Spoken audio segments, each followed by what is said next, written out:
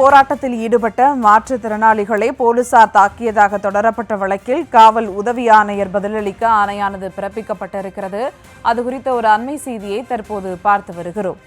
போராட்டத்தில் ஈடுபட்ட மாற்றுத்திறனாளிகளை போலீசார் தாக்கியதாக தொடரப்பட்ட வழக்கு குறித்து காவல் உதவி ஆணையர் பதிலளிக்க ஆணையானது பிறப்பிக்கப்பட்டிருக்கிறது. போராட்டத்தில் ஈடுபட்ட மாற்றுத்திறனாளிகளை போலீசார் தாக்கியதாக தொடரப்பட்ட வழக்கு தொடர்பாக எழும்பூர் காவல் உதவி ஆணையர் மற்றும் காவல் ஆய்வாளர் பதிலளிக்க உயர்நீதிமன்றம் ஆணை பிறப்பித்திருக்கிறது. மேலும் விவரங்களோடு இணைக்கிறார் செய்தியாளர் மதியழகன். வணக்கம் மதியழகன், விவரங்கள். தமிழ்நாடு அனைத்து வகை மாற்றுத்திறனாளிகள் மற்றும் பாதுகாப்போர் உரிமைகளுக்கான சங்கத்தின் மாநில பொதுச் செயலாளர் ப. ஜான்சி ராணி என்பவர் சென்னை உயர்நீதிமன்றத்தில் மனு ஒன்றை தாக்கல் செய்திருந்தார்.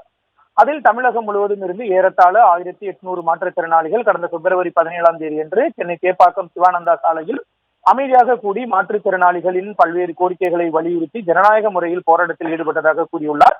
எழும்பூர் காவல்துறை உதவி ஆணையர் ஜெகதீசன் மற்றும் இன்ஸ்பெக்டர் பிரகாஷ் ஆகியோர் தலைமையில் போலீசார் போராட்டக்காரர்களை ராஜரத்னம் மைதானத்திற்கு சென்று அமர்ந்து போராடும்படி கேட்டுக்கொண்டதால் அங்கு சென்றதாகவும் அதன் பிறகு இரவு 8 மணிக்கு போலீசார் போராடிய மாற்றுத்திறனாளிகளை திருமங்கலத்தில் உள்ள பெரியார் திருமண கூடத்தில் தங்க வைப்பதாக கூறி அனைவரையும் 20க்கும் மேற்பட்ட பேருந்துகளில் ஏற்றி சென்றதாக கூறியுள்ளார்.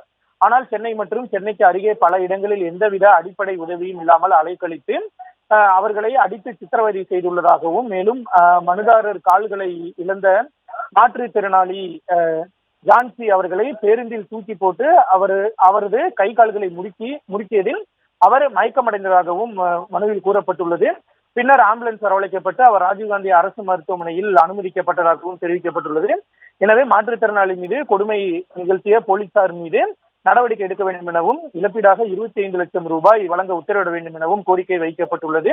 மேலும் எழும்பூர் உதவி ஆணையர் ஜெகதீசன் மற்றும் ஆய்வாளர் பிரகாஷ் ஆகியோரை சஸ்பெண்ட் செய்ய வேண்டும் எனவும் கோரிக்கை வைக்கப்பட்டுள்ளது. இந்த வழக்கை விசாரித்த நீதிபதி என் நிர்மல்குமார் காவல்துறை மீதான குற்றச்சாட்டு மிகவும் தீவிரமானது என கண்டனம் தெரிவித்தார். மேலும் மாற்றுத்திறனாளிகளை இவ்வாறு கையாள்வதும் கண்டனத்திற்குரியது என்றும் நீதிபதி தெரிவித்தார். இதனையடுத்து இது குறித்து உரிய பதில் மனு தாக்கல் செய்ய காவல்துறைக்கு உத்தரவிட்ட நீதிபதி வழக்கை அடுத்த மாதம் 21ஆம் தேதிக்கு ஒத்திவைத்தார்.